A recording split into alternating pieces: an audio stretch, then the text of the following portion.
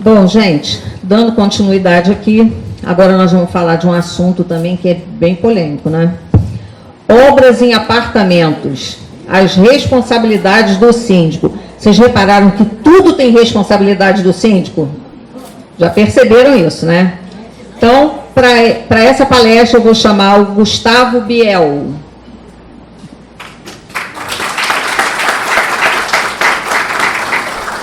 Gustavo Biel, ele é da empresa Biel Engenharia, ele é engenheiro civil, petróleo e gás, segurança do trabalho, perito do TJ Rio de Janeiro, palestrante, auditor e consultor em engenharia condominial. E depois da palestra dele, eu vou falar mais uma coisa que eu peguei, Gustavo, entendeu? Para mim, entendeu? Em novembro, eu e ele, né? Nós vamos estar juntos.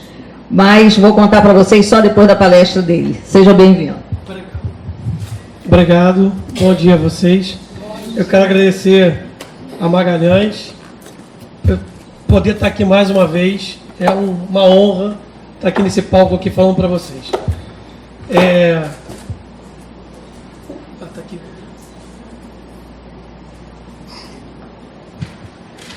Obras em apartamentos. Até onde vai a responsabilidade do síndico? Aqui, quem não é síndico, que é mais fácil perguntar? 6. Você sabe que eu me lembro quando você fala assim, o CPF de vocês, você lembra daquele desenho do Capitão Planeta? Então, é isso aí. Então, vamos lá. Esse aí sou eu, a Rosângela já me anunciou, e a gente vai falar sobre essas duas normas aqui e apresentar alguns problemas. Primeira coisa, obra em apartamento é responsabilidade do síndico. Mas por que é responsabilidade do síndico a obra num apartamento que nem é meu? Pelo seguinte, o que ele faz dentro do apartamento pode influenciar tanto na estética quanto na segurança do todo. E a norma 5674, ela fala sobre manutenção da edificação. E qual a importância dessa norma aqui? A importância dessa norma é justamente dar subsídio ao síndico para ele criar o seu plano de manutenção e ele poder, então, fazer as manutenções da maneira correta. A 16280, ela foi revisada agora em janeiro e ela é uma norma que ajuda o síndico naquele famosa pergunta, quando que eu peço uma RT? Quem já fez essa pergunta aí? Quando é que tem que pedir uma RT? Então, a 16280 ela foi revisada agora em janeiro e no anexo 1 dela, lá no finalzinho, ela tem uma panelinha, uma tabela, dizendo qual tipo de serviço precisa contratar uma empresa especializada ou você pode fazer com um profissional sem habilitação. Então vamos lá. A 5674, ela coloca aqui os requisitos, né, para o sistema de gestão e manutenção.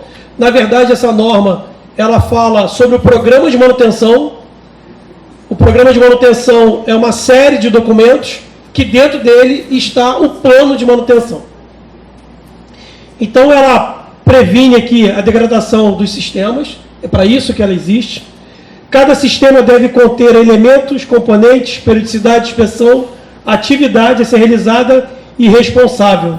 E as adequações dos edifícios, e os edifícios anteriores à emissão da norma também é obrigado a seguir essa norma. O que isso quer dizer? Essa norma foi editada em 2010. E lá falou o seguinte, todo prédio novo, a partir de 2010, deveria ter seu plano de manutenção, o seu programa de manutenção. E naquele programa de manutenção, o condomínio ele tem que ter ali qual o tipo de sistema que vai ser mantido, então, sistema de elevação, estrutural, hidráulico, elétrico, qual a periodicidade de cada sistema daquele, deve ser mantido e quem deve fazer essa manutenção. E por que isso foi criado? Porque a negligência com a manutenção estava muito grande e hoje ainda está grande. São poucos os prédios que possuem manutencista. São poucos os prédios que contratam uma empresa de manutenção para ir periodicamente fazer algum tipo de reparo no prédio. E a maioria das vezes o que acontece? Contrata-se o famoso faz tudo, ou o Zé Colher. E todos aqueles prédios que foram entregues antes de 2010, a norma obrigou que eles criassem o seu próprio plano de manutenção. Qual é o objetivo da 5674? O objetivo da 5674 é você diminuir o custo dentro do seu condomínio, gerando históricos de manutenção, aumentar a segurança dentro do seu condomínio. Então, o morador, ele não vai ficar ali preocupado se eu sair da portaria um pedaço de cerâmica ou de mármore vai cair na sua cabeça. E a transparência do que você está executando no condomínio. Porque tem muito síndico que fica fazendo um serviço aqui, outro serviço ali, e quando vê, já tem 3, 4, 5 taxas extras e ninguém sabe por que aquelas taxas extras existem. A 16.280, Reforma de Edificações, ela estabelece direitos e deveres de cada personagem dentro do condomínio. Síndico e condômino. O que compete a um e o que compete a outro.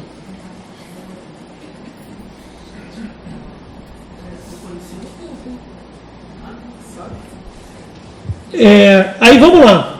Qual é o escopo que deve ter dentro dessa norma? O que essa norma fala? O que ela está falando aqui? Eu sou um morador, vou fazer obra no meu apartamento. Na hora que eu tiver intenção de fazer a obra, eu vou entrar em contato com a administração. Olha, eu estou querendo aqui mudar o piso do meu banheiro, vou aproveitar, vou derrubar a parede do quarto de empregada e vou aumentar meu banheiro, quero botar uma banheira dentro do meu banheiro. Aí o síndico vai virar para mim e vai falar assim, tá, você pode fazer isso mediante a seguinte condição, vai me apresentar um memorial descritivo, contendo tudo o que você precisa para fazer essa obra, então vai estar ali o passo a passo. Vai também apresentar uma série de projetos, principalmente os projetos que vai mostrar o que vai ser demolido, o que vai ser construído. No caso de eu querer colocar a banheira, não é a possibilidade mais adequada, porque eu primeiro tenho que ter um engenheiro calculista fazendo um cálculo para verificar se aquela laje daquela edificação suporta colocar uma banheira dentro do meu apartamento. Feito toda essa documentação, eu vou entregar para o síndico e o síndico, junto com o engenheiro, vai analisar. Analisando aquilo, não tendo nenhum problema, o engenheiro vai retornar para o síndico e o síndico para o condômino, dando então autorização ou negando algum tipo de serviço. Importante também, todos os projetos devem vir acompanhados de uma anotação de responsabilidade técnica, que é a famosa RT. Então você precisa ter o projeto com o RT e a execução da obra com o RT. Ah, mas ele só forneceu uma RT. Se lá tiver escrito que aquela RT é para projeto e execução, ela é válida. Caso contrário, ela só atende para o que ela está pré-estabelecida. Outro fato também interessante é que a RT do CREA, ela não tem mais necessidade de assinatura. Só quem consegue imprimir a RT é o próprio engenheiro que fez. Então, quando o engenheiro imprime aquela RT e ela já está paga, ela vem, a RT toda escrita sem nenhuma tarja na diagonal. Quando ele não paga a RT, ela vem escrito rascunho. E quando um terceiro imprime aquela RT, ela vem escrito sem valor. Tá bom? Aí vamos lá. Quais são os deveres do síndico? O síndico tem que disponibilizar para os condôminos o teor de sua convenção, regimento interno e qualquer ata que fale sobre obras. Requer a atualização do manual de operação, uso e manutenção da edificação, que está lá na 5674. Ele tem que receber os documentos, as propostas da reforma com a constituição de profissional habilitado, ou seja, naquela relação de documentos que o condômino vai entregar, ele precisa ter ali quem é o engenheiro responsável pela obra, quem é o engenheiro responsável, o arquiteto responsável pelos projetos, quem é o engenheiro responsável pelos laudos, pelos cálculos estruturais, relação dos profissionais que irão trabalhar dentro do condomínio e o cronograma de obra. O síndico também, depois de autorizada todas as obras, ele tem que autorizar a entrada de insumos. Um ponto importante, estabeleçam com o condômino quando que vai chegar material, quando vai sair entulho. Por que isso é importante? A laje do prédio ela foi dimensionada por um carregamento. Então, se chegar 2 caminhões de material para fazer a obra, não vai ter como guardar isso dentro do apartamento. Primeiro, que não tem espaço físico. Segundo, que não tem como você suportar na laje o material todo. Então, vai precisar guardar em algum lugar do prédio ou numa vaga de garagem. Tem prédio que não permite. O meu mesmo, onde eu sou síndico lá, você não pode guardar material dentro da vaga de garagem. Você tem que levar direto para o apartamento. Então, tudo isso aí influencia no andar da obra. Então, você tem que combinar com o morador quando que vai sair o entulho, quando que vai chegar o material, se ele fez a vistoria em volta dos outros apartamentos, se ele vai utilizar martelete elétrico, né?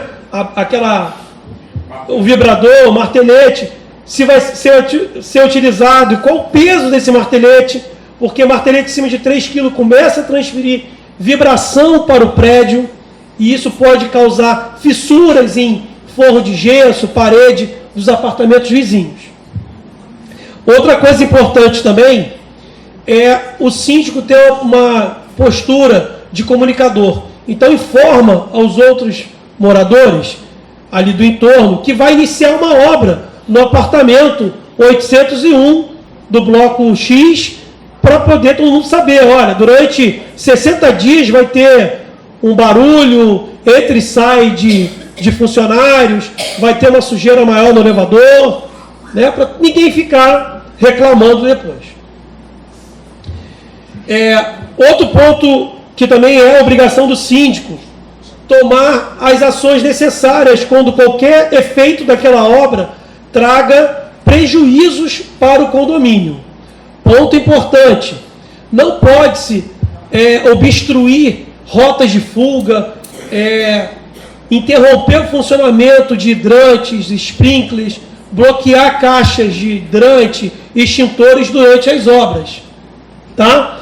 Outra coisa também, sempre que você perceber que o morador está fazendo a obra diferente do que foi combinado, chamar o morador para conversar e até mesmo paralisar a obra, porque você autorizou uma parte da obra e não o que ele está fazendo. Lembre-se que o CPF é de vocês, como a Rosângela falou. Qualquer coisa que estiver feita ali errada, vocês são corresponsáveis. Tá? Então, se houver uma notificação, eu solicitei lá para fazer a demolição do banheiro junto ao quarto de empregada, colocar uma banheira, a banheira foi aprovada, mas chegou 3 caminhões com tijolo, areia, cimento, piso para botar na casa inteira, coisas que não foram solicitadas. Naquele momento ali é o primeiro sinal de alerta. Chama o morador para conversar e pede explicações, paralisa a obra, proíbe a entrada dos funcionários se for o caso e não permita que a obra continue sem adequar o cronograma e as novas modificações. Toda a documentação tem que ser arquivada para gerar um histórico, tá? E os deveres do condômino: encaminhar o síndico plano de reforma, como eu já falei, A documentação que ele vai ter que informar são os projetos, demolir, construir, projetos de instalações hidráulicas, instalações elétricas, documentos comprobatórios dos funcionários, ART. É obrigação do síndico visitar, e tem direito também dele, visitar a obra. Então, o condômino tem que permitir o acesso do síndico ou de preposto por ele nomeado. Não é porque, é meu apartamento, ninguém entra. Durante a obra, o síndico tem o direito de entrar para verificar se aquilo que foi combinado está sendo seguido. Aqui é o que eu falei com vocês, o anexo 1 da 16.280. Então, aqui a gente tem um exemplo, ó. Equipamentos industrializados. Qualquer reforma para instalação de equipamentos industrializados com características diferentes das previstas originalmente em projeto. O que isso quer dizer? Eu vou botar um ar-condicionado split, uma condensadora lá de fora. Se ele não for entregue junto com o prédio, você precisa apresentar uma RT. Aí está aqui, ó, empresa especializada. É só uma reforma para continuidade do uso do equipamento ou manutenção? Não precisa ter uma RT. Tá? Hidrossanitários. Qualquer reforma para alteração do sistema ou adequação para instalação de equipamento com demanda diferente do original. É uma empresa especializada. O que quer dizer isso? Furou um tubo. Eu vou ter que ter uma RT? Não. Aí é uma reforma. É o item de baixo. Isso aqui é quando você tem um banheiro e você quer deslocar o vaso sanitário do lugar, quer mexer no ponto de hidráulica, aí você precisa, então, apresentar ao síndico uma RT comprovando aquela modificação. Mas é água. Água qualquer um faz. Até o Zé Colher faz água. Mas até o Zé Colher, na maioria das vezes, faz alguma coisa errada.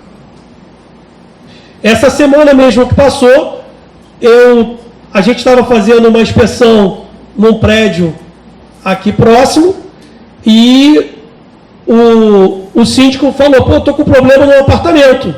Tem como a gente dar uma olhada lá? E a gente subiu para ver, estava vazando água no apartamento do terceiro andar e saía pela sala, em vez de sair pelo banheiro.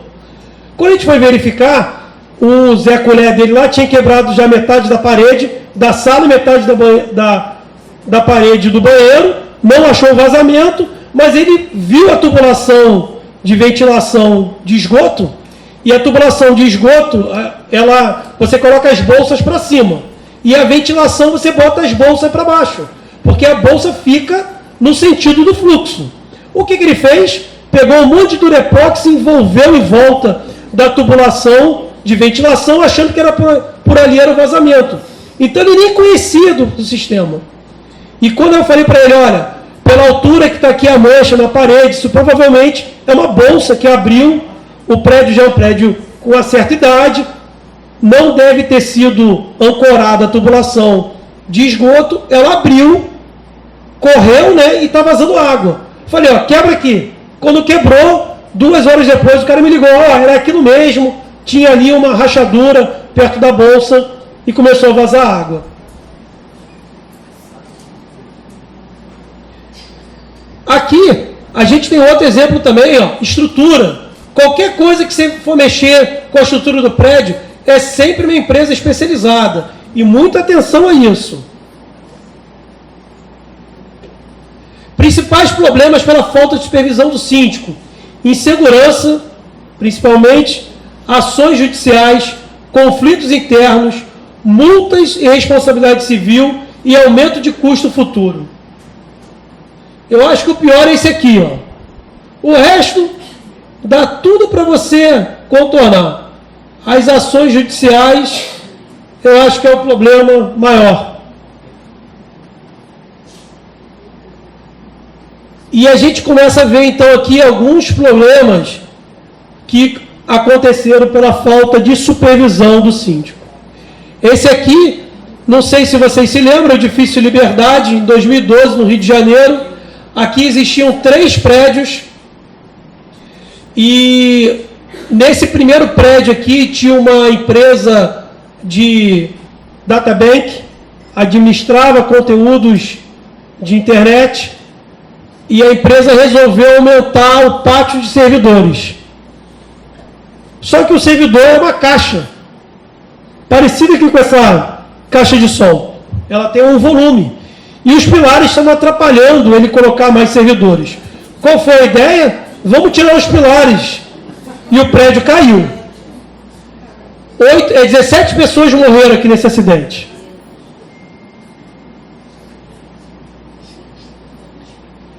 Edifício Canoas.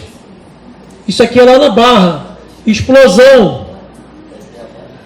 O morador, em vez de contratar uma empresa para mexer no aquecedor, foi fazer a troca do flexível, achando que ele sabia fazer. É só gás. É só apertar uma rosca. Quando ele ligou o aquecedor, explodiu, danificou o apartamento dele, os de cima, os de baixo e do lado.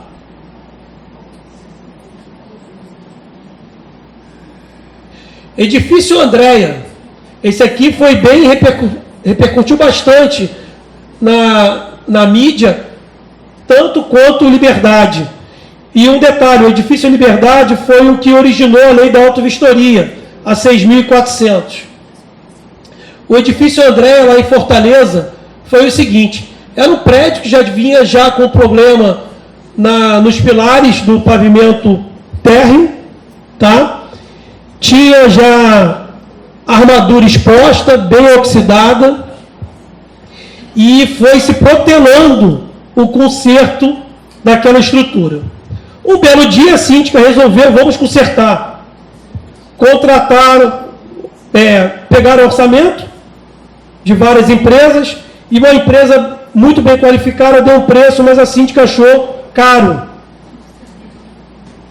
E contratou uma empresa mais barata. Só que a empresa mais barata não tinha qualificação técnica. E o que aconteceu? Uma obra de recuperação estrutural, você não quebra nada de imediato. Primeira coisa, você escora tudo. E depois você vai mexendo, pilar por pilar, um pouquinho de cada vez em cada pilar. Eles resolveram quebrar todos os pilares onde estava com aço deteriorado e o prédio caiu. Então, esse aqui também é um outro acidente em São Paulo, aonde contratar o Zé Colher deu um risco sério. Eu não sei se vocês estão conseguindo ver aqui na foto aqui, mas houve uma sobreposição de impermeabilização. 4 camadas de impermeabilização. Isso aqui fez um excesso de peso e aquele pano de laje desceu igual um sanduíche para o térreo. Uma criança veio a óbito por conta disso. Tá? Então você vê aqui as 4 camadas de impermeabilização, concreto sobre concreto, um por cima do outro. A laje não aguentou e caiu. 18 toneladas foi o peso que chegou lá embaixo. Para vocês, nossos serviços, nós fazemos autovistoria predial, inspeção com drone, inclusive a gente está com uma oferta aqui para o workshop, consultoria, perícias, projetos, gerenciamento e fiscalização de obra. Esse ano eu fiz pouquinho, tá vendo? Por que eu fiz? Para vocês poderem perguntar. Então vocês fiquem à vontade, entrar em contato com a gente, nos sigam no Instagram, @biel.engenharia, e fiquem à vontade para fazer perguntas. A vistoria predial. Sim. Então, a vistoria predial da cidade de Niterói, se o seu prédio tem até 25 anos, ela vale por 10 anos. Se o seu prédio tem mais de 25 anos, ela vale por 5 anos. Tá bom?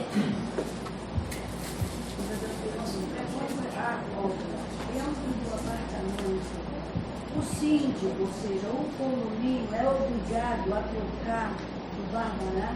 Vamos lá.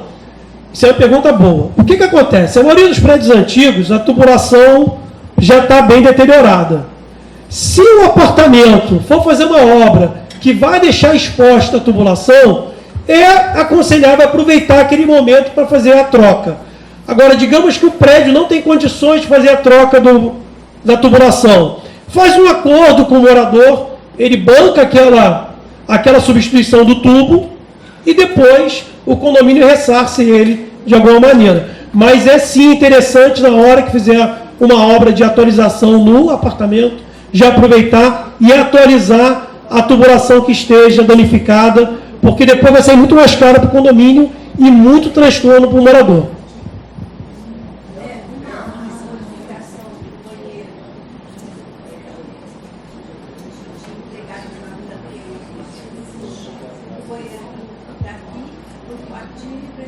Precisa de RT, precisa de projeto.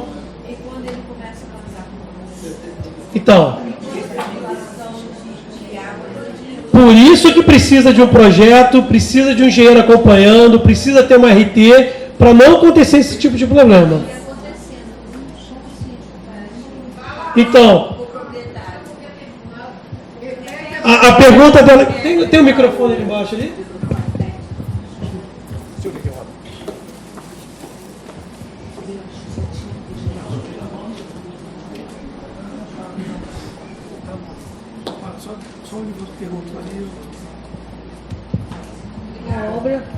Obra, tá ligado?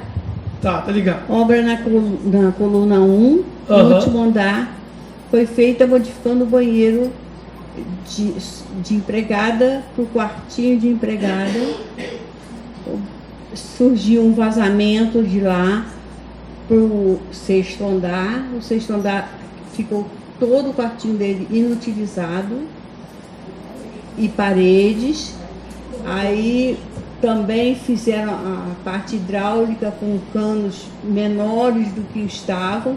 Ele vazou para a parede do corredor e fez para o corredor. Nesse caso... a gente aciona quem? Então, nesse caso, primeiro você vai acionar o condômino. Ele é o responsável. Segundo, verificar quem foi o engenheiro que acompanhou a obra. O Zé Colher. Se for o Zé Colher, aí é o condômino que vai ter que complementar o serviço e ressarcir o morador de baixo. Chamamos de procura vazamento. Ele anotou que é de lá. Essa cobrança que ele fez, quem paga é o condômino? É o condômino. Tudo é ônus do condômino, que ele fez a obra irregular. A última pergunta, eu levo aqui, a Magalhães precisa... Pode falar. É só para você explicar um pouquinho melhor como é que funciona a inspeção por drone de fachada, por exemplo. Então, vamos lá. O que acontece? A inspeção de fachada com drone, a gente tem dois tipos de inspeção.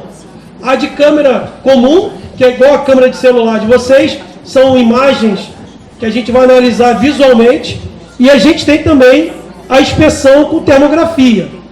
A termografia, ela trabalha através de câmeras de infravermelho, que eu consigo captar a diferença de temperatura dentro da parede. Então é como se fizesse um mapeamento, uma tomografia do prédio. E através desses pontos mais escuros ou mais claros, a gente identifica ali se há um decolamento, um descolamento, uma infiltração, uma ruptura.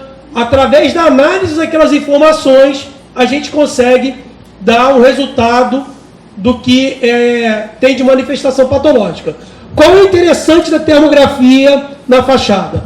Hoje, uma percussão, um teste de percussão, ele demora aí em torno de 30 dias, 20 a 30 dias, precisa incomodar os moradores do último andar, descer uma pessoa de rapel, vir batendo no prédio. É um método destrutivo, porque aonde está uma pequena fissura, na hora que você bate, aquela fissura tende a aumentar, tá? E sem contar que você, na hora que identifica um lugar ruim, tem que sacar aquele lugar na mesma hora, porque ele fica mais fragilizado. E você fica com o prédio tudo marcado, se você não for fazer o reparo de imediato. A inspeção com a termografia, ela leva 8 horas, no máximo, dentro do prédio. São feitas várias imagens ao redor da edificação. Essas imagens são levadas para dentro do escritório, analisadas, e em 15, 20 dias a gente entrega um laudo do que foi observado. A grande vantagem, sai um mapa certinho do que você precisa fazer, com quantitativo, aonde precisa atuar Então você não precisa contratar uma empresa de engenharia para descer em toda a sua fachada, ela vai descer só no ponto aonde está ruim, tá? E consertar aquele ponto. Então você diminui custo, você diminui tempo e não incomoda o morador. Sem contar que a termografia, ela é 25% do custo de uma inspeção de percussão. Bel, eu vou liberar mais uma pergunta aqui. Como nós temos um cronograma de horário aí para as demais palestras, vou liberar mais uma pergunta e quem tiver mais dúvidas, procura você lá na sua mesinha, que você está com todo o equipamento, sua equipe, para tirar dúvida, tá? Bom dia. Bom dia. Bel, sobre a questão da RT que você comentou, e eu acredito que seja assim, tão importante quanto a RT, né, o acompanhamento do engenheiro responsável. Porque não adianta só a emissão da RT se o engenheiro não está indo na obra, não está acompanhando, ele é apenas responsável no papel. E depois o que acontece? E realmente no mercado acontece isso. É emitido um RT... Tem um monte de canetinha de ouro aí no mercado. Exatamente. Então, assim, eu acredito que seja... Você pode explicar melhor do que eu, que além da RT, só a RT não seria, né, o suficiente. Exatamente. Você pode falar sobre isso? A RT, ela é somente ele dizer, ó, aquele profissional ali está responsável pela obra, mas tem que o síndico cumprir com o morador que aquele profissional vai visitar a obra. É claro que ele não vai ficar ali todos os dias, o dia inteiro, mas ele vai uma vez por dia na obra, olhar, tirar uma dúvida. Os problemas acontecem. Então, o engenheiro que está ali com a sua assinatura naquela RT, ele precisa sim acompanhar a obra para não ter problemas futuros. Bom, gente, como sempre, ele merece muitas palmas, gente.